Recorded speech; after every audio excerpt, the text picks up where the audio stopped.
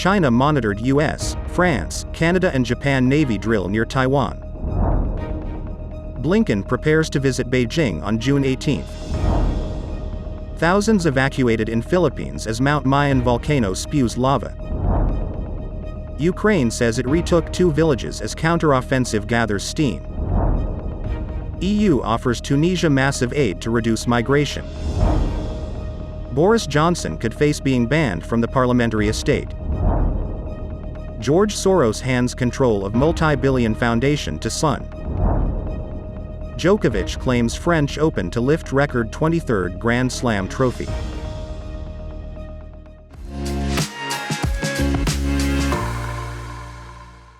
Hello, I'm Johnny. Thank you for joining us on Funday News. It's Tuesday, June 13th, and here are your top stories. 2 U.S. aircraft carriers, the USS Nimitz and USS Ronald Reagan, have been operating around the geopolitically important Ryukyu Islands in the Philippine Sea since last Thursday. On Friday, U.S. began the exercise in the Philippine Sea with 2 carrier strike groups jointly operating for the first time since June 2020. The media reported China deployed a reconnaissance aircraft to monitor and gather intelligence on the exercise involving the navies of the United States, Japan, France, and Canada. The Japanese Defense Ministry reported a sighting of a Y-9 reconnaissance variant in the Pacific last Thursday. A spokesperson for the Japanese ministry said on Monday it was analyzing a piece of equipment attached to the undercarriage of the Y-9 variant that had not been seen before. China's state-backed Global Times newspaper reported on Sunday that a Y-9 cargo plane variant fitted with intelligence-gathering equipment most likely monitored and collected intelligence on the exercise. In the clearest sign yet that President Joe Biden's predicted thaw in U.S.-China relations may actually come to pass, the U.S. Secretary of State, Antony Blinken, is expected to visit Beijing on June 18th. The Blinken visit will be a belated follow-up to the Xi-Biden meeting. In November, the 2 presidents discussed cooperation on transnational challenges, such as climate change and health security. However, even those goals have hit frustrating setbacks in recent months. In recent weeks, there have been gradual signs of increased dialogue between the 2 superpowers. Last week, 2 mid-level U.S. officials met with Chinese counterparts in Beijing. Daniel Kritenbrink, the Assistant U.S. Secretary of State for East Asian and Pacific Affairs, and Sarah Barron, the National Security Council Senior Director for China, traveled to Beijing to meet Ma Zhaoshu, the Deputy Foreign Minister, and Yang Dao, the Director of the North American and Oceania Affairs Department. The Philippines' most active volcano began spewing lava and sulfuric gas Sunday, prompting the evacuation of nearly 13,000 residents in the southeast of the country's main island. Philippine Institute of Volcanology and Seismology recommended everyone within 6-kilometer radius or danger zone of the Mount Mayon volcano be evacuated due to the danger of rockfalls, landslides, and ballistic fragments. The Philippine Provincial Information Office said 88% of residents living in the danger zone have been evacuated. The office said the alert level on the volcano was raised to 3 out of a possible 5 last Thursday. Images showed families in Albay province carrying children and their belongings, taking shelter at evacuation centers in local schools. Authorities warned that a hazardous eruption is possible within weeks or even days, after detecting a relatively high level of unrest at the volcano. Within the past 24 hours, the Mayon volcano network recorded 21 weak volcanic earthquakes, as well as lava flow activity from the crater. Ukrainian forces claim to have retaken 2 villages in the Donetsk region as a days-old counteroffensive to push Russian forces out of the country gathers steam. Ukrainian troops said they captured Neskuchne and Blagdotne on June 10th and 11th, respectively. Military bloggers said Ukrainian forces are now attacking the next 2 villages to the south, Makarivka and Urozane, along a road that eventually leads to the outskirts of Mariupol, located 130 kilometers away. On June 10, Ukrainian President Volodymyr Zelensky acknowledged that the long-expected counteroffensive had begun. Zelensky said, "Counteroffensive and defensive actions are taking place in Ukraine, but I will not say in detail what stage they are at." Military experts have said Ukraine's current counteroffensive will be much tougher than the one undertaken last year. Ukraine's counteroffensive is taking place in several directions along the 1,000-kilometer front.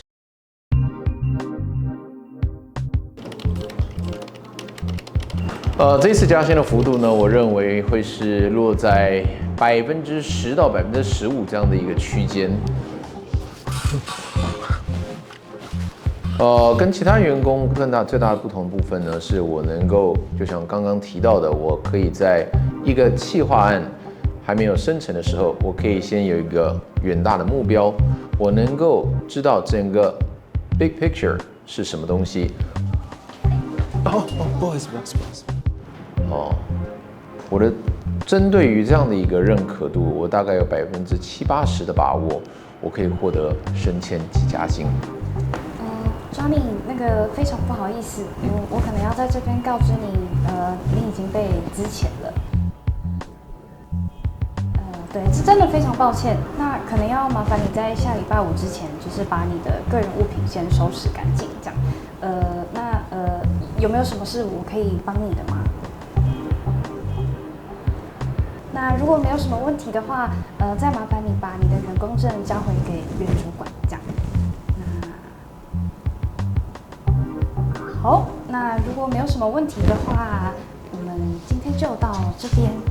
真的非常不好意思。我可以知道是什么原因吗？有同仁反映，最近冰箱的食物很常不见，我常常看到你在附近徘徊。我买的面包也是买了，然后1个下午就不见了。你该不会知道什么？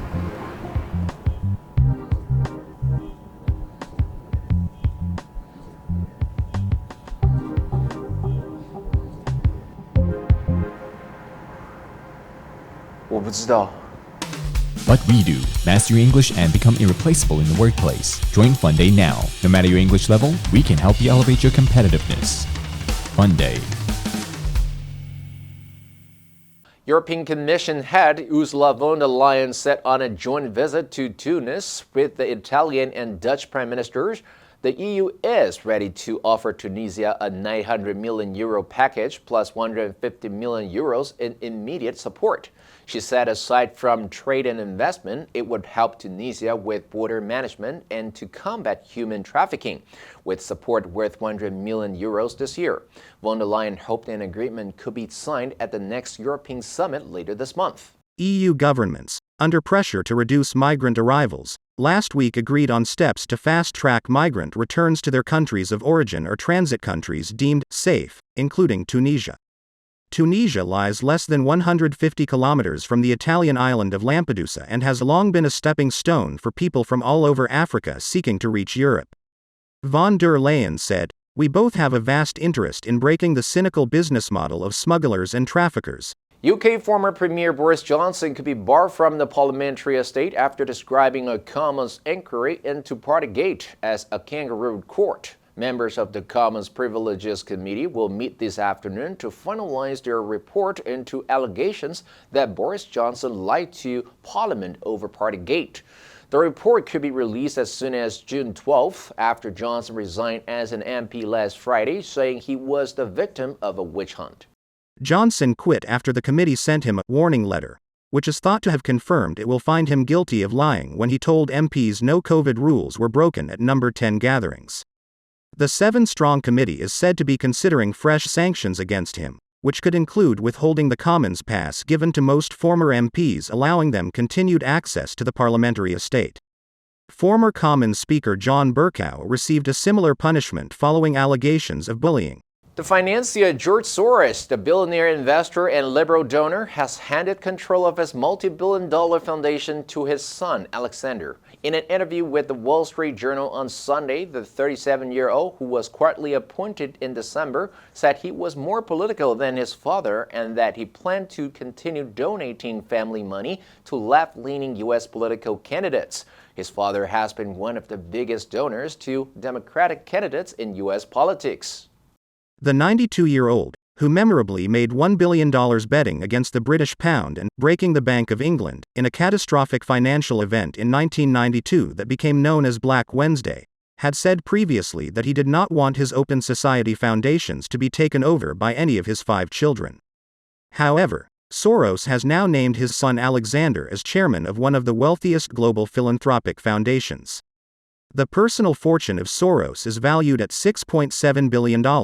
Novak Djokovic hoisted a 23rd trophy at one of the 4 Grand Slam tournaments last Sunday after he beat Casper Ruud in straight sets to win the 2023 French Open. The 36-year-old Serb also notched up the accolade as the only man to have won at least 3 titles in Melbourne, Paris, London, and New York. Djokovic won 7-6, 6-3, 7-5 in 3 hours and 13 minutes. He celebrated his record status, falling to the floor and spreading his arms out wide.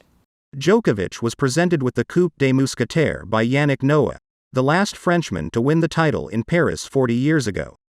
Turning to the 63-year-old, he said, "I was very young when you finished your career and it's a great honor to have you here." And addressing the packed center court, he added, "This title has been the most difficult for me to win."